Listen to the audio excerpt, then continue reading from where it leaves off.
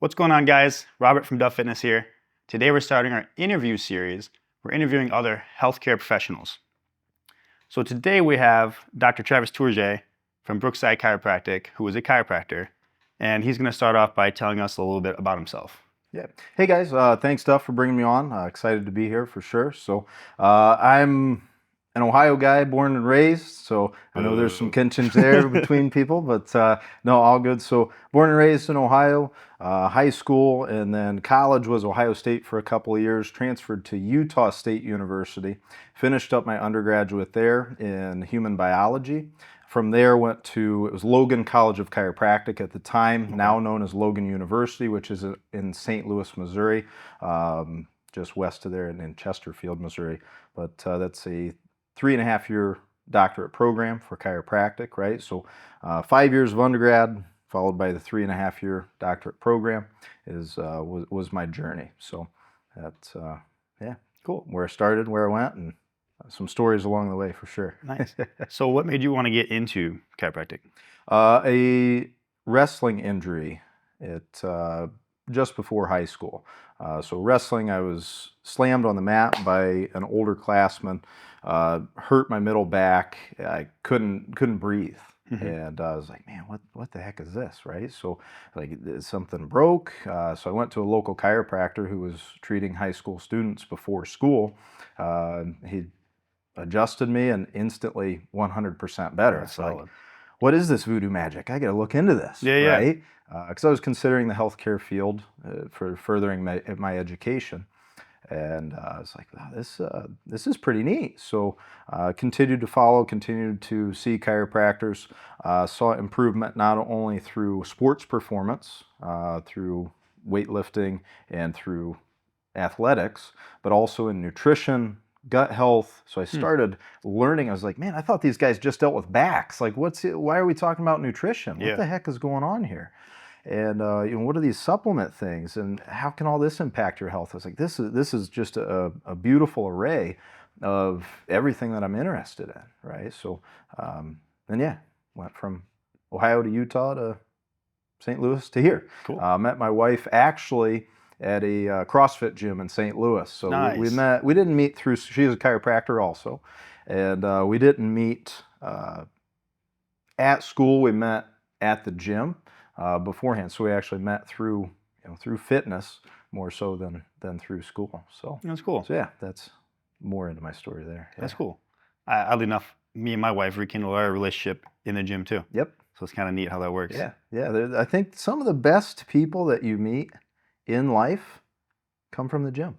That's fair. They really do. They're there for the same kind of same goals, right? Yeah. So cool. Yeah. It's awesome.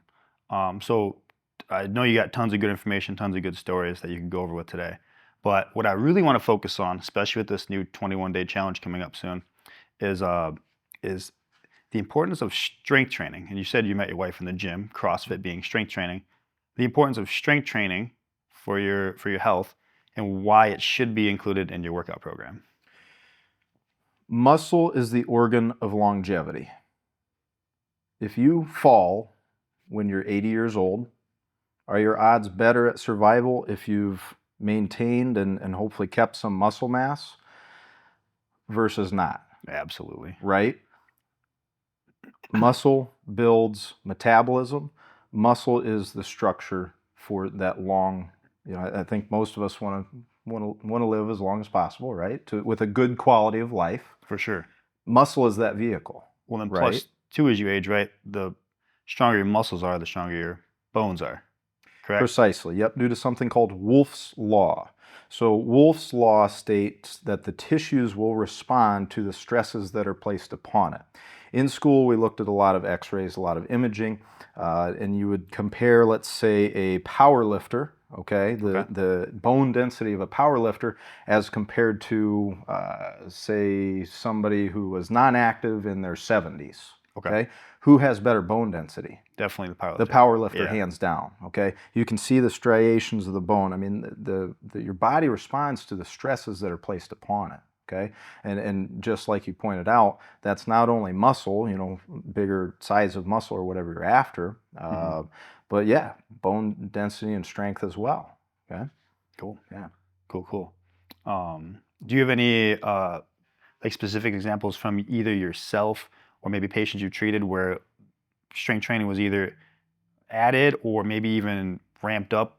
Say in your case, is obviously you've worked out for a while, where you like ramped up a little bit and you saw more benefit where you're kind of in a slump prior, or if you had patients where they weren't strength training and you had them add that in and they did it and saw some lifestyle changes. Absolutely, yeah. Hands down, the patients that I treat who are consistent, right? Consistency is For key. sure.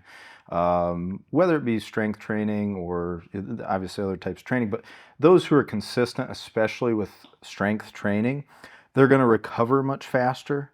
Hands down, it's night and day difference. Those who have added maybe strength training or at least activity into their lifestyle routine respond faster, get better. And then the exciting thing is about those who maybe don't come from a strength training or activity background, or if it's been a while, the exciting thing for those guys is that you're going to start to see that progress build fairly quickly, right? Yeah. So you get on that escalator and it starts taking you up pretty quickly.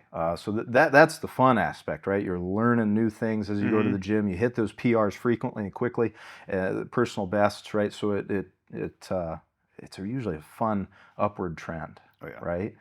So yes, the activity level, not overdone, right? True. So right dosage, absolutely, which we can mention is key. Yeah.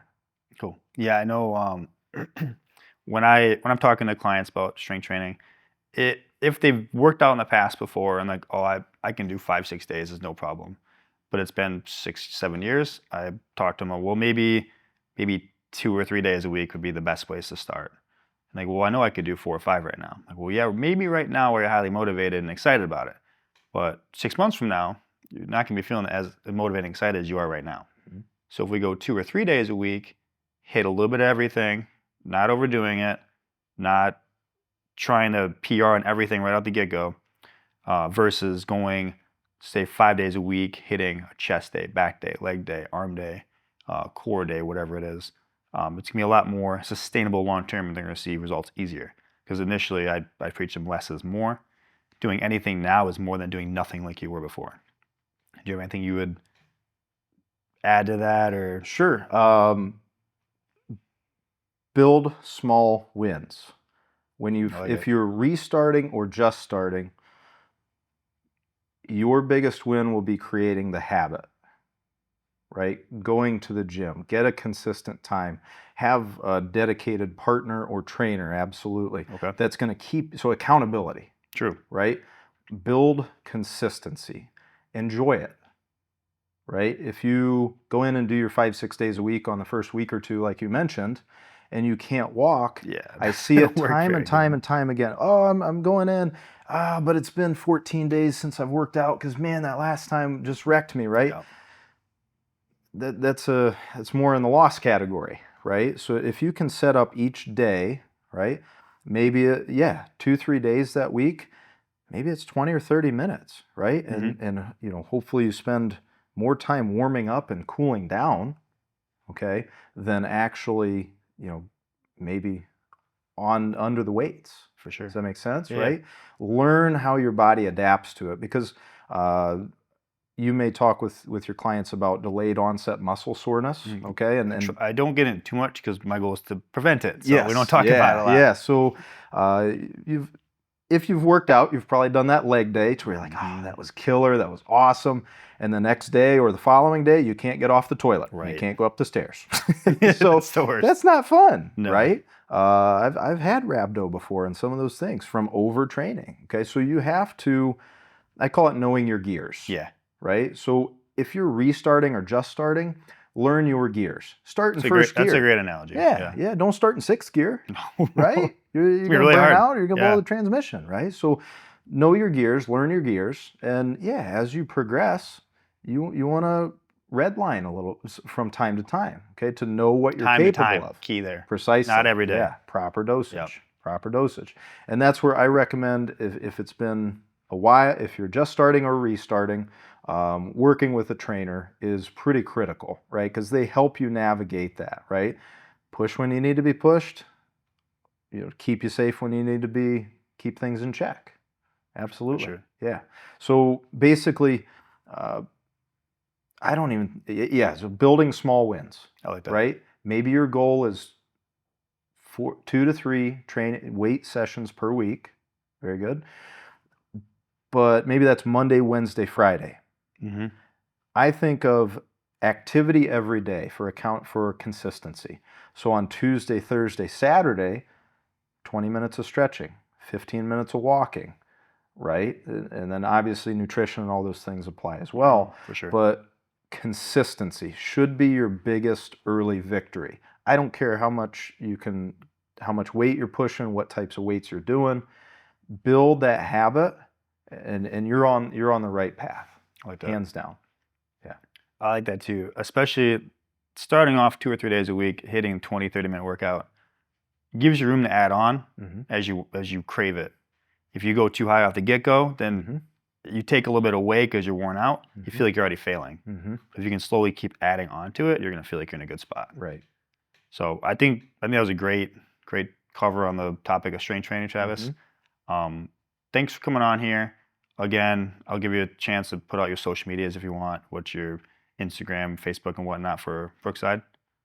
Yeah, so essentially the easiest way to find a lot of our resources is brooksidechiropracticcare.com. Okay. So Brookside Chirocare. I think it's Brookside Chirocare. I have to check that. Either way, we'll put a link in there too in the video. So check that out. We have a whole host of resources through there, ways to contact us and schedule and so on. Because we offer a lot, obviously. So Cool. Yeah. Awesome. Well, thanks All for right. coming on, Yep. Travis. Absolutely.